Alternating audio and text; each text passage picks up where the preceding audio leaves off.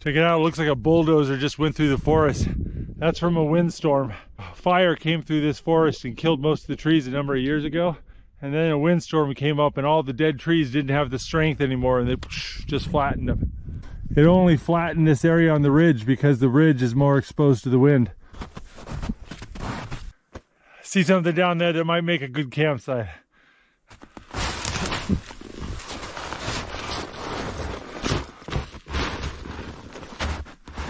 Hard to walk amongst all these down trees. They're covered with just enough snow that you can't really see where the holes are. I keep punching through and falling down.